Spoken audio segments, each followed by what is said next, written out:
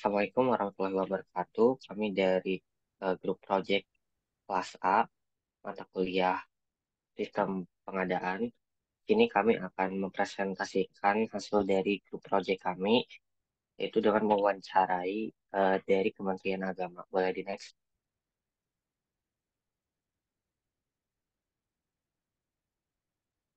Nah, di sini merupakan tabel of content yang akan dibahas pada presentasi kali ini. Yang pertama itu ada gambaran umum perusahaan, aktivitas pembelian yang dilakukan di Kemenak, lalu cara Kemenak untuk mengkualifikasi pemasok, dan ada bagaimana sih mereka mengelola pemasok itu, ada detail alur proses pembelian dalam Kemenak itu sendiri, dan juga ada anggota organisasi yang terlibat dalam aktivitas pembelian di Kemenak.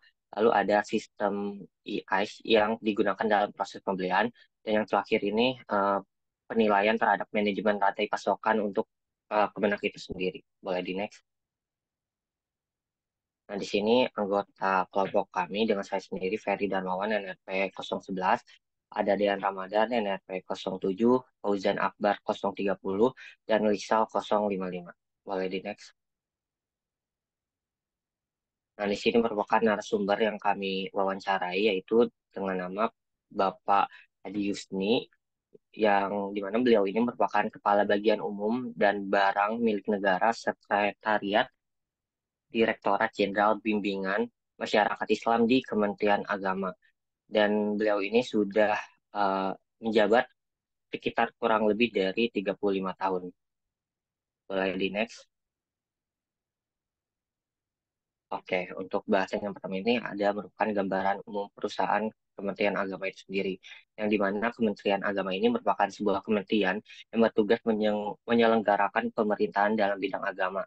Nah, maksud dan tujuan membentuk Kementerian Agama ini selain untuk memenuhi tuntutan bagian besar rakyat beragama di tanah air Indonesia ini, yang merasa urusan keagamaan di zaman penjajahan dahulu itu tidak mendapat layanan yang semestinya, dan juga agar soal-soal yang berikatan dengan urusan keagamaan diurus serta diselenggarakan oleh suatu instansi atau kementerian khusus, sehingga pertanggungjawabannya ini dapat lebih praktis dan berada di tangan seorang menteri itu sendiri.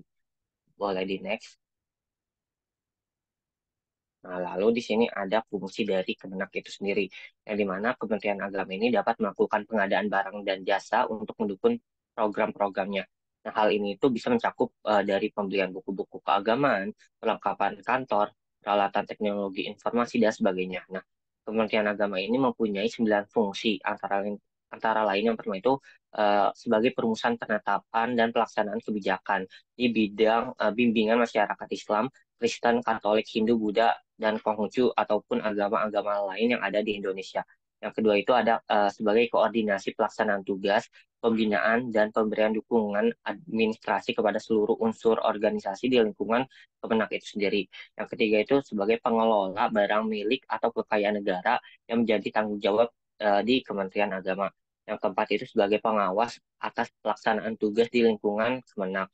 Lalu yang kelima itu sebagai pelaksana bimbingan teknis dan supervisi atas pelaksanaan urusan agama di daerah. Dan yang keenam itu ada pelaksanaan kegiatan teknis dari pusat sampai ke daerah.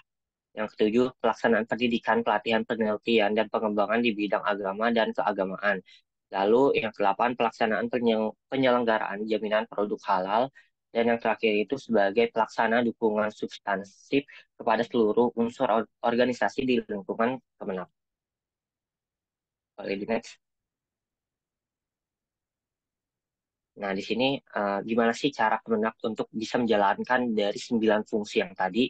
Di sini ada 6 cara caranya. Yang pertama itu dengan melakukan perumusan kebijakan. Nah, dengan melakukan perumusan kebijakan ini, tim atau unit dari khusus di dalam Kemenak ini merumuskan kebijakan di berbagai bidang yang menjadi tanggung jawab mereka, seperti bimbingan masyarakat, agama Islam, Kristen, Katolik, Hindu, Buddha, dan Konghucu, dan juga sebagai penyelenggara haji dan umroh dalam pendidikan agama.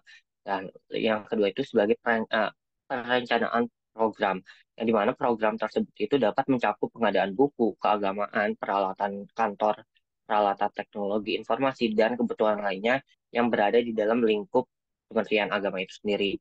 Lalu cara yang ketiga itu dengan cara penganggaran. Nah, penganggaran ini disusun untuk mendukung pelaksanaan program-program yang tadi yang sudah dilakukan sebelumnya, termasuk pengadaan barang dan jasa yang diperlukan.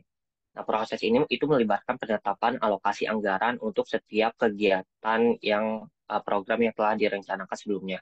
Lalu ada pengadaan barang dan jasa itu sendiri yang dimana mencakup proses penyusunan dokumen lelang, pemilihan vendor atau penyedia jasa melalui mekanisme lelang atau negosiasi dan penandatanganan kontrak. Lalu cara yang kelima itu dengan cara pelaksanaan kebijakan itu sendiri. Nah, proses ini tuh mencakup distribusi buku keagamaan, penggunaan peralatan kantor, implementasi teknologi, informasi, dan pelaksanaan program-program lainnya. Dan cara yang terakhir untuk Kemenak dapat menjalankan fungsinya itu dengan cara koordinasi dan pengawasan. Yang dimana dengan cara koordinasi dan pengawasan ini menjalankan fungsi untuk memastikan semua unsur di dalam organisasi itu dapat berjalan secara efektif dan juga melakukan pengawasan terhadap pelaksanaan tugas dan program-program yang telah ditetapkan sebelumnya. Boleh di next. Nah, di sini ada aktivitas pembelian dalam Kemenak itu sendiri. Yang dimana tahap pertama itu pembelian bahan-bahan keagamaan, lalu setelah pembelian bahan-bahan keagamaan itu ada pemeliharaan dan pembangunan tempat ibadah, dan selanjutnya ada pembelian peralatan untuk kegiatan keagamaan. Lalu ada pembiayaan program pendidikan keagamaan dan yang ada pembelian kebutuhan operasional. Boleh di next untuk detail pengadaan barang dan jasanya. Nah, di sini merupakan detail barang dan jasa yang dilakukan oleh Kementerian Agama. Bisa dilihat di layar. Yang pertama itu ada komputer dan peralatan kantor, dan seterusnya sampai pada nomor 25 itu pengadaan jasa konsultasi pendidikan agama. Boleh di next. Oke, selanjutnya akan dijelaskan oleh rekan saya. Oke, selanjutnya ini adalah para pelaku pengadaan ya, yang terlibat di dalam proses-proses pengadaan pemerintah. Yang pertama itu ada PAKPA atau pengguna anggaran dan kuasa pengguna anggaran, yang mana tugasnya itu biasanya perencanaan pengadaan atau penetapan, lalu ada penganggaran, pemaketan, dan juga pengangkatan personil. Lalu selanjutnya ada PPK atau pejabat pembuat komitmen. Di sini tugasnya melakukan perencanaan pengadaan, mulai dari penyusunan dan juga persiapan pengadaan, HPS, dan juga kontrak. Yang ketiga ada Pokja pemilihan atau pejabat pengadaan, yang dimana mereka ini tugasnya melakukan persiapan dan pemilihan penyedia. Lalu ada PJPHP atau PPHP, yang mana melakukan pemeriksaan administrasi dan juga pekerjaan selesainya. Lalu yang kelima ada ahli teknis atau pendukung, ahli-ahli pendukung. Ini sesuai dengan lingkup penugasan yang diberikan. Misalkan tugasnya adalah konstruksi, maka kita mengambil ahli teknik sipil atau arsitek. Lalu yang keenam ada pelaku penyedia atau vendor, di mana mereka melakukan pelaksanaan kontrak, ketetapan waktu penyerahan barang atau jasa, dan kualitas barang atau jasa. Bisa di next. Nah, ini adalah alur pengadaan barang dan jasa pemerintah, yang mana terdiri dari tiga tahapan secara umum, yaitu perencanaan, persiapan, dan juga pelaksanaan. Di next. Nah, pada tahap perencanaan, pertama kita melakukan identifikasi kebutuhan, yang mana ini eh, melakukan identifikasi pengadaan seperti apa, barang atau jasa, konstruksi atau jasa konsultasi. Lalu lalu yang kedua adalah penetapan barang atau jasa. Yang ketiga, cara pengadaannya seperti apa, melalui swaklola atau melalui penyedia. Lalu dibuatlah jadwal pengadaan dan juga eh, kisaran berapa anggaran dari pengadaan tersebut. Pihak-pihak yang terlibat dalam perencanaan ini biasanya adalah PA atau KPA dan juga PPK. Bisa di next. Ya, tahap selanjutnya adalah persiapan. Nah, cara pengadaan itu kan ada dua tadi ya, swaklola dan melalui penyedia. Jika melalui swaklola, biasanya yang dilakukan pertama kali adalah penetapan sasaran, rencana kegiatan, jadwal pelaksanaan, penyusunan RAB, dan juga pemilihan penyelenggara swaklola. Nah, penyelenggara swaklola ini ada 4 tipe nih. Ada KLPD PA, KLPD lain, dan juga Ormas atau Pokmas. Jadi nanti dipilih siapa yang sekiranya akan melakukan pengadaan tersebut. Yang memilihnya adalah PPK. Nah, lalu kalau melalui penyedia, Biasanya PPK akan menetapkan HPS dan juga menetapkan rancangan kontrak serta menetapkan spesifikasi teknis atau KAK yang kemudian melakukan pemilihan penyedia. Untuk pemilihan penyedia sendiri ini bisa melalui kompetisi atau non kompetisi. Jika melalui non kompetisi biasanya adalah dalam kondisi darurat. Jika tidak dalam kondisi darurat ya dilakukan kompetisi. Selanjutnya next. Untuk tahap pelaksanaan jika melalui swakelola. Tadi jika sudah dipilih pelaksanaan swakelolanya tipe berapa, 1, 2, 3, atau 4, melalui ormas atau pokmas dan lain-lain, maka kita akan melakukan pembayaran swakelola yang kemudian terakhir adalah pengawasan dan penangguhjawaban swakelolanya, seperti serah terima hasil pekerjaannya. Nah, jika melalui penyedia, pelaksanaan pemilihan penyedia ini akan dilakukan setelah pemutusan siapa pemenang dari kompetisi tersebut melalui berita acara. Setelah itu, barulah penyedia yang terpilih akan melaksanakan kontrak sesuai dengan kontrak yang telah dibuat, lalu yang terakhir adalah serah terima hasil pekerjaan. Seperti itu kiranya alur dari pengadaan di pemerintah. Next. Nah, selanjutnya ini akan dibahas oleh rekan saya. Oke, selanjutnya saya akan menjelaskan bagaimana si Kementerian Agama Republik Indonesia ini memilih pemasok. Yang pertama itu memprioritaskan si pemasok atau si vendor ini yang sudah pernah bertransaksi sebelumnya. Jadi pada saat mengeluarkan barang atau jasa, si pejabat pengadaan akan menanyakan ketersediaan barang dan barulah melakukan negosiasi kepada para pemasok atau vendor yang pernah bertransaksi sebelumnya. Nah, tujuan dari si pejabat pengadaan ini menanyakan ketersediaan barang itu terlebih dahulu karena terkadang si pemasok ini lupa untuk mengupdate ketersediaan barangnya di e-katalog gitu. Terus yang kedua itu berdasarkan harga barang atau jasa. Di mana kalau misalkan si barang atau jasanya berharga kurang dari 200 juta, maka akan menggunakan e-katalog atau e-procurement. Itu di mana minimal vendor pada saat pemilihan harus lebih dari dua. Sedangkan kalau misalkan barang atau jasanya berharga lebih dari 200 juta, maka akan menggunakan metode pelelangan. Terus di mana si minimal vendornya, kalau misalkan yang tadi e-katalog itu minimalnya dua, kalau di sini minimalnya ada tiga. Nah, terus yang ketiga itu ada berdasarkan spesifikasi, di mana pada saat memilih pemasok, pejabat pengadaan akan memastikan bahwa spesifikasi barang yang ingin dibeli telah sesuai dengan spesifikasi yang tercantum di HVS yang dijelaskan oleh Ojen sebelumnya, itu harga perkiraan sendiri. Terus yang keempat itu ada berdasarkan harga termurah. Nah, bila mana ketika pejabat si pengadaan ini sedang melakukan pengadaan langsung, ternyata pejabat pengadaan ini mendapat harga yang lebih murah, baik itu barang atau jasa. Nah, maka pejabat tidak akan memilih pemasok dari pengadaan langsung, tetapi biasanya keadaan ini tuh terjadi ketika terdapat supermarket atau gudang-gudang yang sedang melakukan cuci gudang terhadap barang-barangnya. Boleh next.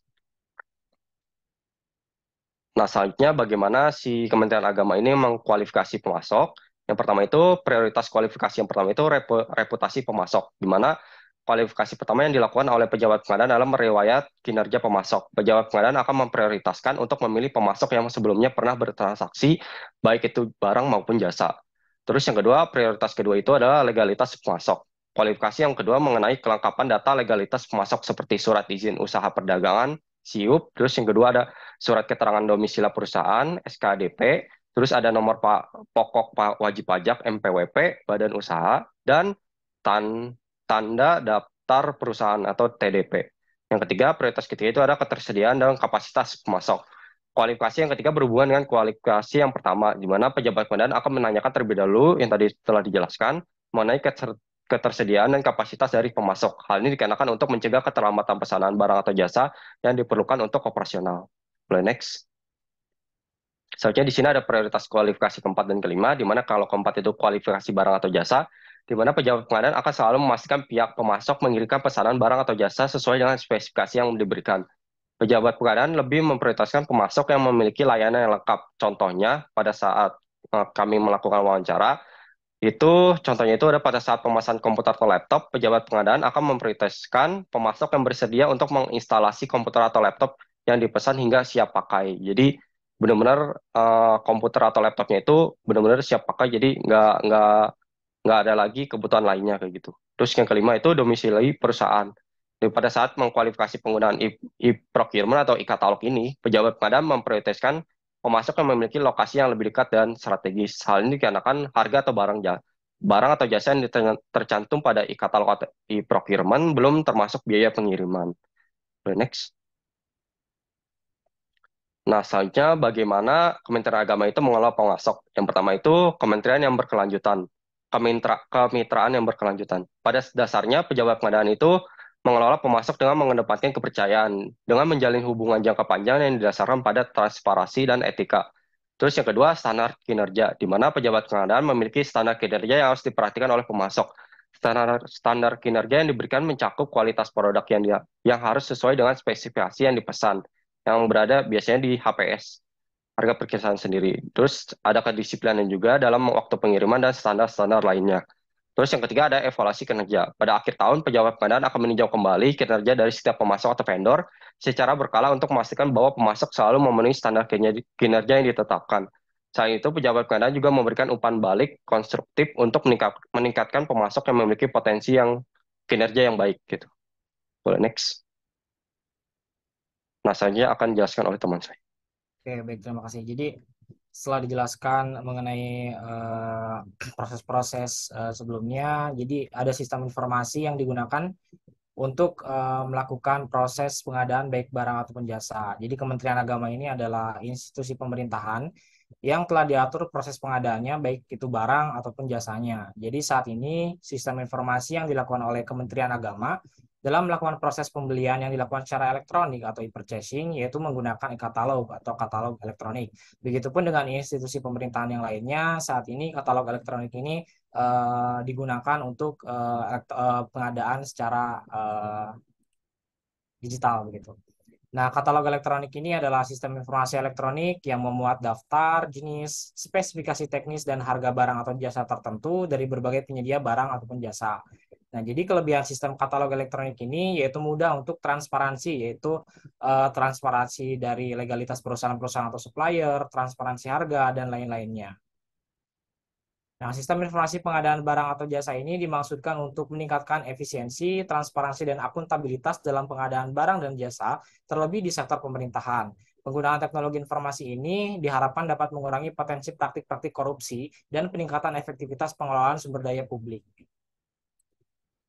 Oke, baik. Ini adalah penilaian dari bagaimana proses-proses manajemen rantai pasok dari si Kementerian Agama ini, pengadaannya bagaimana. Jadi kelebihannya pada penerapan sistem e-katalog membawa keuntungan yang signifikan karena institusi memungkinkan untuk mengoptimalkan proses pengadaan barang dengan cara yang lebih efisien dan efektif. Kemudian perusahaan dapat dengan cepat menjelajahi pilihan barang, membandingkan harga, dan menyelesaikan proses pengadaan. Kemudian penggunaan e-katalog ini memungkinkan perusahaan untuk memantau dan mengelola inventaris dengan lebih baik. Dan kemudian ada tantangannya. Jadi penggunaan katalog elektronik ini menghadirkan beberapa pengalaman yang kurang memuaskan. Contohnya adalah proses pengadaan hampir mencapai akhir tahun, barang yang diperlukan belum juga dikirim karena penyedia sibuk melayani berbagai satuan kerja di seluruh Indonesia. Kemudian tantangan selanjutnya yaitu terdapat satuan kerja yang merasa kecewa karena barang yang diterima tidak sesuai dengan spesifikasi yang tertera. Kemudian dalam pengadaan kendaraan dinas roda 2, pejabat pengadaan harus menunggu hingga 4 bulan karena lambatnya persetujuan pesanan dari pemasok. Dan ada saran-saran yang kami berikan untuk manajemen dari Kementerian Agama ini pengadaannya bagaimana. Yaitu yang pertama, sebaiknya pihak pengadaan barang melakukan pemesanan barang lebih awal sebelum mendekati akhir tahun agar meminimalisir terjadinya keterlambatan dalam pengiriman barang. Kemudian sebaiknya pihak pengadaan melakukan komunikasi secara jelas dan rinci dengan pemasok sebelum melakukan pemesanan. Perjelas spesifikasi yang diinginkan dan minta konfirmasi bahwa pemasok dapat memenuhinya. Oke, baik. Mungkin itu semua yang bisa kami paparkan. Terima kasih telah menonton dan menyimak. Ini adalah dokumentasi dari kami yang telah melakukan wawancara. Wassalamualaikum warahmatullahi wabarakatuh.